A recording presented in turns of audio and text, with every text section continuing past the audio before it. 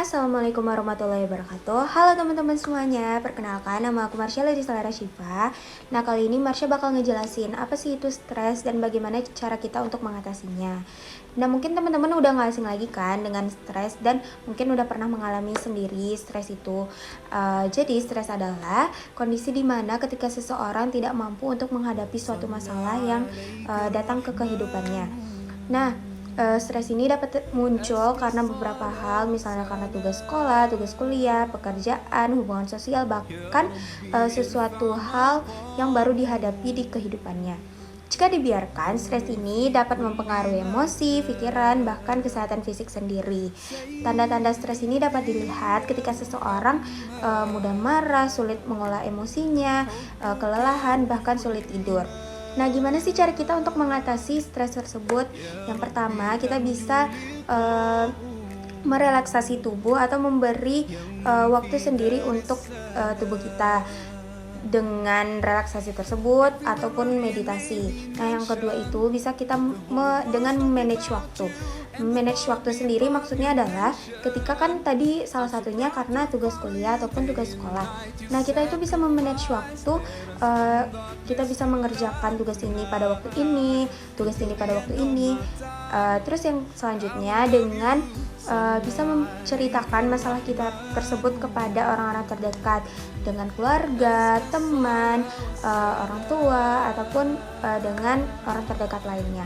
Nah, yang terakhir itu bisa dengan menjaga pola makan ataupun kesehatan, salah satunya misalnya dengan makan makanan yang bergizi, berolahraga, ataupun melakukan hal lainnya. Nah, dengan kita mengenali tanda-tanda dan mengetahui cara mengelola stres tersebut, semoga kita semua dapat mengelola stres tersebut dengan baik dan menjaga kesehatan mental kita. Sekian dari Marsha. Assalamualaikum warahmatullahi wabarakatuh. Baiklah, materi yang kedua Marsha bakal ngejelasin mengenai narkoba dan dampaknya.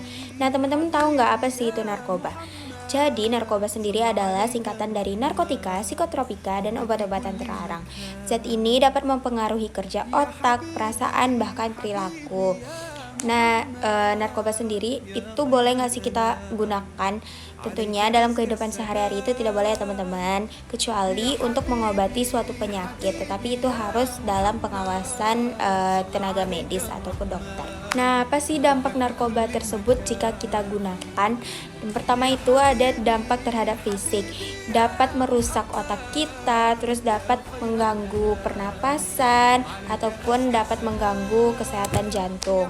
Yang kedua itu dampak terhadap psikologis, kita itu dapat kecanduan, bahkan ketergantungan terhadap narkoba tersebut, dapat mudah depresi, halusinasi, bahkan kita itu dapat emosi kita itu tidak stabil. Nah, yang terakhir itu dampak terhadap sosial, dapat mengganggu hubungan kita dengan teman, keluarga, bahkan orang-orang tersayang.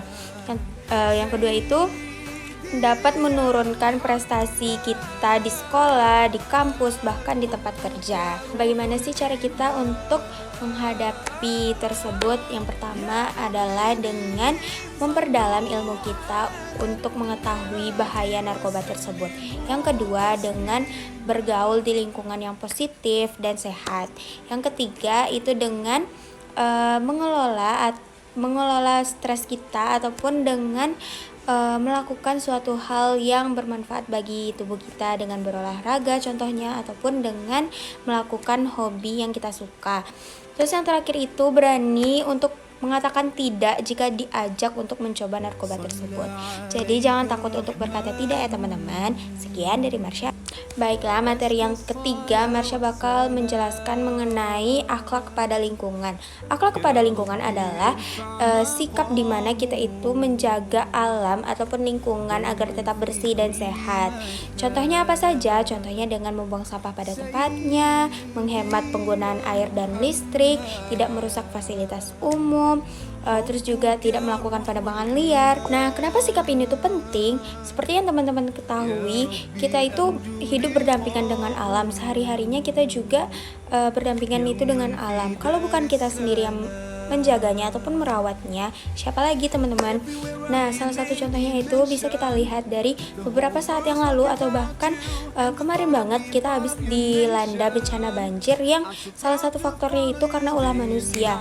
Manusia-manusia yang tidak bertanggung jawab melakukan penebangan liar yang mengakibatkan bencana banjir itu terjadi, yang tidak hanya merugikan dirinya sendiri tetapi juga merugikan orang lain atau banyak manusia yang juga terdampak akibat ulah mereka.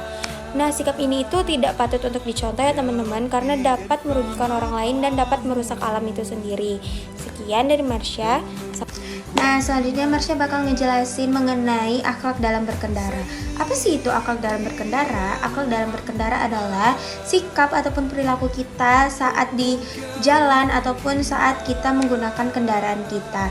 Apa aja sih contohnya? Contohnya dengan menggunakan helm, memakai sabuk pengaman, mematuhi rambu-rambu lalu lintas, terus tidak kebut-kebutan di jalan raya, terus juga ada dengan tidak menggunakan ponsel saat mengemudi atau saat berkendara, tidak merokok saat berkendara, ataupun juga jika kita menghidupkan sen ke kanan tetaplah belok ke kanan, ataupun hal-hal lainnya. Nah, jika kita sudah mematuhi aturan-aturan tersebut, insya Allah kecelakaan dapat dicegah dan kita bisa berkendara dengan aman dan nyaman.